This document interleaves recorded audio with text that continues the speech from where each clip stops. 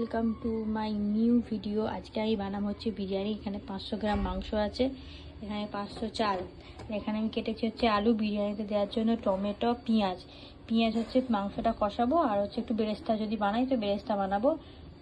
বিরিয়ানি করা সেন্ট, বিরিয়ানির গুঁড়ো মশলা, বিরিয়ানির গোটা মশলা, এটাকে ভাজবো, ভেজে আমি শিলে গুঁড়ো করবো।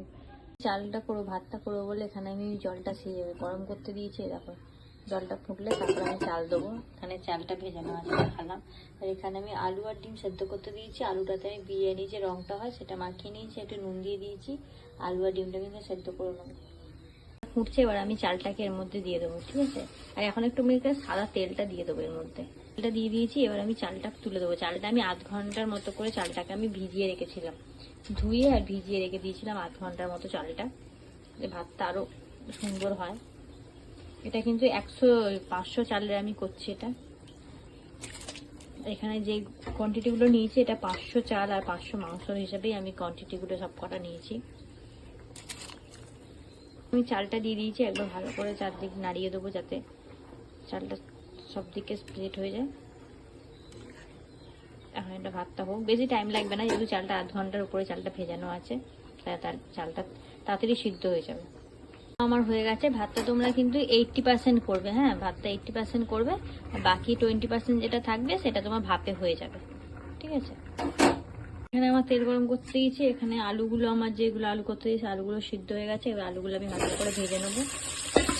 আর ভাতের মাড়টা গালা হয়ে গেছে, মানে মাড় ধরানো হয়ে গেছে ভাতে। আলুগুলোকে আমি হালকা করে ভেজে নেবো।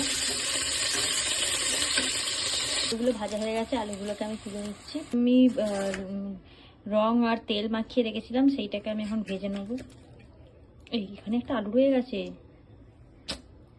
ঠিক আছে, কোনো ব্যাপার না, এটা ভেজে নেবো। মাংসগুলোকে আমি ভেজে নিচ্ছি।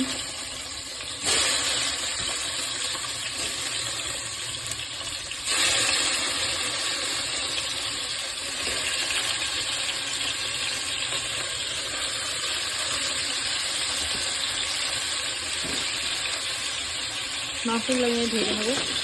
ঠিক হয়ে গেছে। আর একটা দুধ দিয়েছি, এটা আমি ঢাকা দিয়ে ভাজছি যাতে মাংসটা নরম আর জুসি হয়, এটা হার্ড না হয়ে যায় মাংসটা। তো মাংস যদি ঢাকা দিয়ে ভাজা হয় তো মাংস একটা জুসি থাকে আর খুব নরম হয়। মাংস ভাজা হয়ে গেছে, আর মাংসগুলোকে আমি তুলে নেবো। তেলটাতে আমি পেঁয়াজ ভেজে নেবো।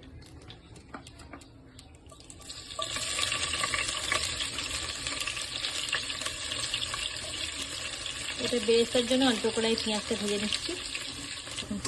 এই বেরেস্তা যখন ভাজবে না, পেঁয়াজটাতে নুন দেবে না। অন্য সময় পেঁয়াজ ভেজে যাওয়ার নুন দিই যাতে পেঁয়াজ থেকে তাড়াতাড়ি জলটা ছেড়ে যায়। যদি বেরেস্তা যদি নুন দিয়ে দাও না পেঁয়াজটা ভাজার সময়, তাহলে জল বেরিয়ে যাবে, এটা কুড়মুড়ে যে ব্যাপারটা সেই ব্যাপারটা থাকবে না। কারণ নুন ছাড়াই পেঁয়াজটাকে ভালো করে তেলের মধ্যে ভেজে নেবে। দেখো আমি যেমন করে ভেজে নিয়েছি তেলের মধ্যে, এরকমভাবে তেলের মধ্যে ভেজে নেবে লাল লাল করে একদম। বেরেস্তা ভাজা হয়ে গেছে, আমি এবার এটাকে তুলে রাখবো। আমি শুকনো লঙ্কা ফোড়ন দিয়ে দিয়েছি। এবার আমি মাংসের গ্রেভিটা বানিয়ে নেবো। যেমন করে মাংস করো, মাংসের গ্রেভি যেমন করে করো সেইভাবেই মাংসটা হবে। আমি এইভাবেই করি।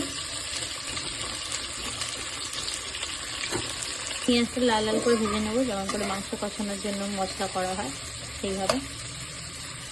ভাজা হয়ে গেছে। এখানে আমি নুন দিয়ে চিনি দিয়ে দিচ্ছি আমি এখানে, যাতে কালারটা ভালো আছে তাই জন্য চিনি দিয়ে দিলাম। চিনিটা দিয়ে আমি ভালো করে এটাকে, এবার এটা আমি আদা আর রসুন বাটা দিয়ে দেবো। এখানে আমি রসুন বাটা দিয়ে দেবো, আর দিয়ে দেবো আদা বাটা। আদাটা একটু বেশি করে দিলাম। রসুনটা আমি ভেজে নিয়েছি ভালো করে। এবার আমি এতে টমেটোটা দিয়ে দেবো।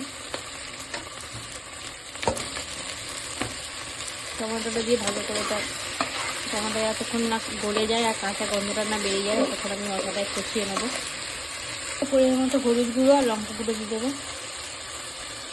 একটু কমই দিচ্ছি, কেন তখন আমি মাংসগুলো রং দিয়ে ভেজে নিয়েছিলাম। এখানে একটু লঙ্কা গুঁড়ো 1 চা চামচ, ব্যাস আর দেবো না। এটাকে ভালো করে আবার মিশিয়ে নেবো। এই মশলাটা কষানোর সময় মশলাতে অল্প নুন দেবে, যখন টমেটোটা দেবে তখন অল্প নুন দিয়ে দেবে। তাহলে কী হয় বলো তো, এই টমেটোটা ভালো করে গলে যাবে তাড়াতাড়ি। তখন মশলা থেকে তেলটা ওতে ছেড়ে দিয়েছে, তার মানে আমার মশলাটা কষানো হয়ে গেছে। ঠিক আছে, মশলা থেকে তেল আমার ছেড়ে দিয়েছে। এবার আমি মাংসগুলোকে এক এক করে দিয়ে দেবো, আর মাংসের সাথে এখানে আলুটাও দিয়ে দেবো। আমি এখানে মাংসগুলো সব দিয়ে দিচ্ছি।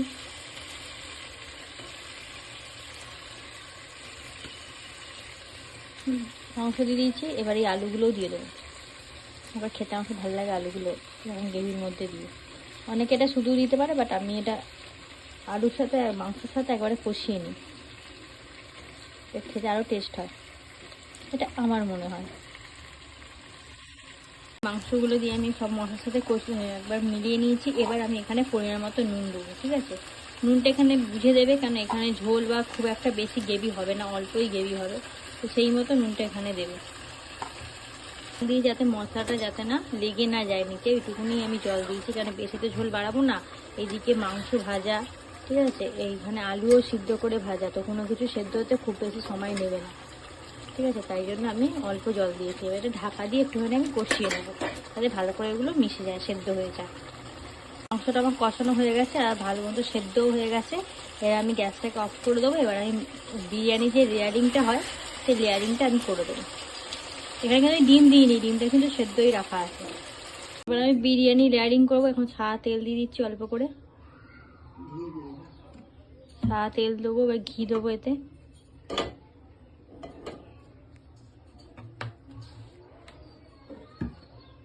তেলের মধ্যে দিয়ে দিচ্ছি।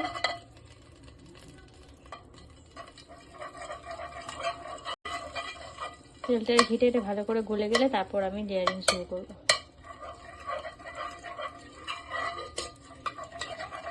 ভাতটা এতে দিয়ে দেবো, এই যে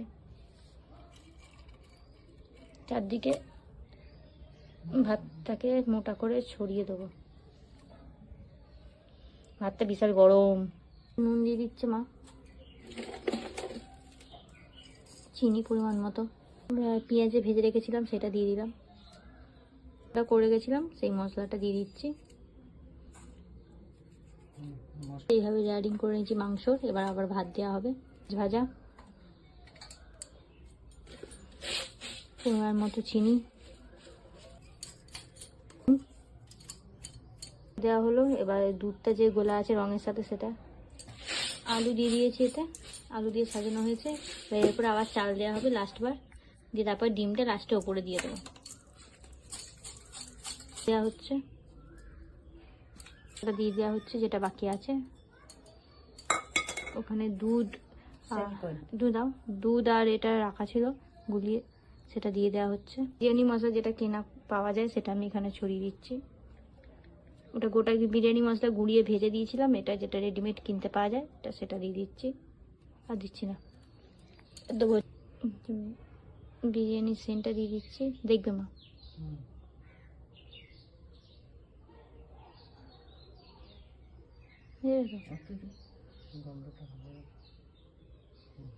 বিরিয়ানি সেন্ট দিয়ে দিলাম, ব্যাস এটা রেডি। এবারে ঢাকা দিয়ে এটা দমে বসাতে দেবো। আমি লোহার তাওয়াটা বসিয়ে তার উপর এটাকে বসাতে দিয়েছি। এটা এখন 15 মিনিট আমি এরকম রেখে দেবার। এখানে ছোট একটা ছিল, সেটাকে আমি কাগজ দিয়ে এরকম বন্ধ করে, যাতে ভাপটা একদমই না বাইরে বেরোয়। 20 মিনিট আমি এরকম ভাবে এটাকে দমে বসিয়েছি। তখন আমি এটা বন্ধ করে দেবো। খানিকক্ষণ পর আমি এটা খুলে দেখবো এটা হয়েছে কি হয়নি। ঠিক আছে, এখন আমি এটা বন্ধ করে দিচ্ছি। এটা কিন্তু আমি একদম কম আছে, আমি এটা আধ ঘন্টার মতো এটা দমে বসিয়েছি। এবার আমি এটাকে বন্ধ করে দেবো। এরপর আমি দেখবো যে কেমন হচ্ছে, বাট এখন না, এটা এরকমভাবে আরও আমি আধ ঘন্টা রেখে দেবো। আমি বিরিয়ানিটা এইভাবে করি, তোমরা যদি চাও অন্যভাবে প্রসেস করতেই পারো, কারণ বিরিয়ানি সবাই একভাবে করে না, যে যার মতো সে তার মতো করে। আমি এইভাবে করি, তাই তোমাদের সাথে এটা শেয়ার করলাম। আর যদি আমার ভিডিও তোমাদের ভালো লাগে তাহলে প্লিজ চ্যানেলটাকে সাবস্ক্রাইব করে দিও, কমেন্ট করে দিও অ্যান্ড লাইক করে দিও। Thank you. ঘন্টা পর খুলেছি, এটা এইরকম দেখতে হয়েছে। একবার নিচে থেকে উপরে দিয়ে একবার মিশিয়ে দেওয়া হবে, তাহলে দেখা যায় কেমন হয়েছে না হয়েছে। এরকম হয়েছে, পুরো একদম বিরিয়ানি রেডি হয়ে গেছে। নিচে তো লেগে যায়নি একদম, নিচেটা দেখো, দেখো দেখতে পাচ্ছ, নিচেতেও লাগেনি একদম, চালও একদম নিচেও লাগেনি, কিন্তু সুন্দর বিরিয়ানিটা রেডি হয়ে গেছে। তো আমি বিরিয়ানি এরকম ভাবে করি। নিয়েছি বিরিয়ানি, এখন খাবো বিরিয়ানি।